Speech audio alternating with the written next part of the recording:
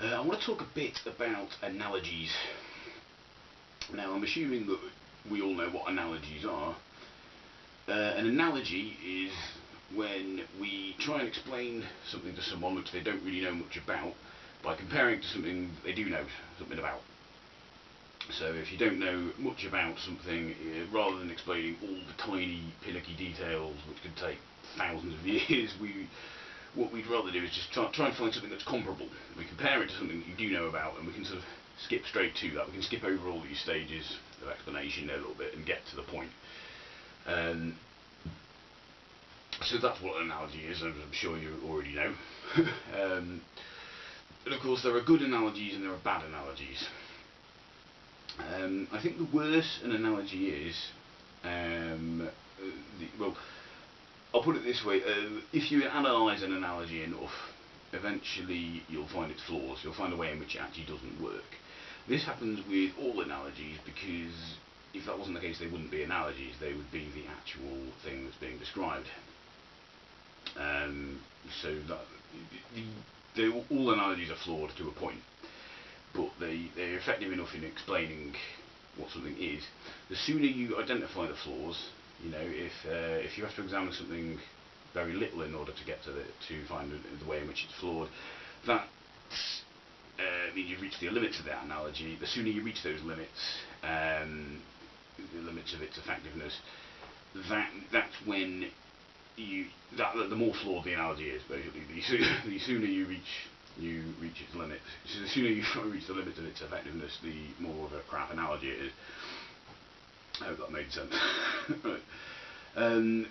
The reason I'm going on about this is obviously there's been all these rape analogies being made by people like Thunderfoot and his entourage. And I should say, I find the problem with using analogies to talk about rape is that, from what I can gather, rape is a very unique kind of crime. I don't think it really compares that well to anything else. I don't think it really compares to any other crime particularly well, because it's so unique in its nature. That said, I understand why people are comparing it to other crimes. I think it's the only way people can make an analogy, really, by using these things. But I want to talk about some of the problems I've got with some of the analogies that have been used. One of which is this putting locks on your doors analogy, which is basically comparing rape to burglary, and putting locks on your doors is a comparison for dressing conservatively. The notion is that if a woman doesn't dress conservatively, she is supposed to be more likely to be raped. As I understand it, I don't think that's actually backed up by statistics, by the way. I don't, to the best of my knowledge. If anyone has any statistics which would correct me there, then please let me know. But that's one of the arguments. And the idea is that supposedly putting locks on your doors is similar to that. That it doesn't make doesn't make the burglar any less of a burglar, doesn't make them any less of a criminal, but it's supposedly common sense to, as we probably all agree, to put locks on your doors. And that's the idea. So if it's common sense to put locks on your doors, and we'd consider someone silly or irresponsible if they didn't put locks on their doors, therefore, supposedly we're comparing this to rape. We're saying it's silly and irresponsible of a woman, usually it's women we're talking about here as well. I suppose, that's mostly the people who've been mentioned here. There hasn't been much talk of male rape victims. And that's the idea that supposedly this is silly and irresponsible of women to dress in a non-conservative manner, to dress scantily, shall we say.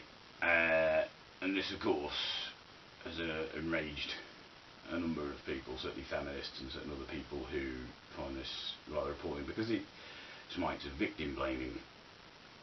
Now, the problem I have with this analogy is that really it only works if the rape victim doesn't know her attacker very well. It only really works in that sense. And this whole don't tell us how to dress, teach men not to rape kind of placard campaign. As I understand, it was directly and specifically a response to comments made by a Canadian police officer where he'd said something along the lines of that if women don't want to get raped, they shouldn't dress like sluts. And that was the word he used. He did use the word sluts, which is pretty appalling, really, isn't it? That's in this day and age. And that's specifically what they were addressing, and a lot of this was in reference to things like drug rapes or drunken rapes, women being raped while they're intoxicated, while they're not in a condition to be able to give consent. So it was not a reference to all rapes in general. This was not, and that's the thing people need to remember. That's the problem that's been missed. A lot of the comments, a lot of the people who've been talking about this seem to not be able to grasp that. This is not a. There's by no means is anyone suggesting that you're psychopathic, knife-wielding rapist. The stereotype that we all think of when we think of rape is going to be teachable. No one is for a minute suggesting that you can teach people like that not to rape. Those people are obviously disturbed, obviously dangerous. They are unteachable in this respect. But what about these people who are perfectly ordinary people who don't seem to realise that there is such a thing, there is such a thing as raping a woman in a non-violent way? What about these people who don't realise that it's not okay to sleep with a woman while she's drunk? And by drunk, let's be clear, I mean drunk to the point of being barely conscious. That's the sort of drunkenness I'm talking about. If we look at this incident that happened in Steubenville, I mean, the guys who raped that girl were not only, they were so poorly educated on this, they actually uploaded footage of them raping this girl to the internet. Because that is how stupid they were. That is how little an understanding they had of what constitutes consent. They didn't even seem to realise what they'd done was rape when they'd had sex with an unconscious girl. That is quite worrying, isn't it? Let's be honest, that's quite disturbing. So that's why I don't like this locks on doors analogy, because really a better analogy, if we were to crack this analogy, is, well, what if I just what if I've met someone, I've got to know them, I've built up a rapport with them, I've become friends with them, I've learned to trust them, and I invite them into my house one day, as I've done with plenty of people, and I'm sure you have, and after a while I start to notice things are going missing from my house, things are disappearing. And we're sticking with this burglary analogy here. Possibly things are getting damaged, and I don't quite understand why. And of course, it turns out this person who I built up a rapport with happens to be stealing from me, or happens to be damaging my property while I'm not looking, or my back's turned, while I'm in the kitchen making them a cup of tea or something. Now, when we look at things like that, the locks on doors analogy doesn't work.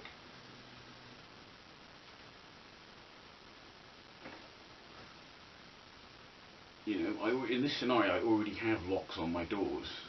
If locks on doors is supposed to be the analogy for personal responsibility, well, this is what I think a lot of people are missing. A lot of rape victims know their attackers. They know them. These are people they've built up trust with. They have every logical reason to feel safe around these people. To think that they're safe. To think that these people probably aren't going to rape them, that they probably can have a few drinks and sort of not worry too much about what will happen. They can sort of pass out in a chair or whatever at a party. This is the same sort of thing. They can feel quite comfortable going, dressing scantily or whatever around these people. How most of us probably feel that. Most of us probably feel that we can get drunk and dress how we like around people we know and people we trust, without feeling, we don't feel like we're being irresponsible doing that. And this is what some people are missing. They're completely unaware of the specifics of these situations. I think people are still very much clinging to this very old cliche of the violent rapist who jumps a woman in an alleyway and rapes her. And those people do exist. I'm not saying those people don't exist, but a lot of people are completely unaware of these things like drug rape, or drunken rape, things like this, date rape. These are things that a lot of people seem to be quite worryingly unaware of. Some people are even denying that exist, some of these crazier MRA types don't seem to even acknowledge that these are actual rapes. So when you're using an analogy, let's try and make it a good one, or at least appreciate the limits of how effective that analogy is. You know what you think, everyone. Goodbye.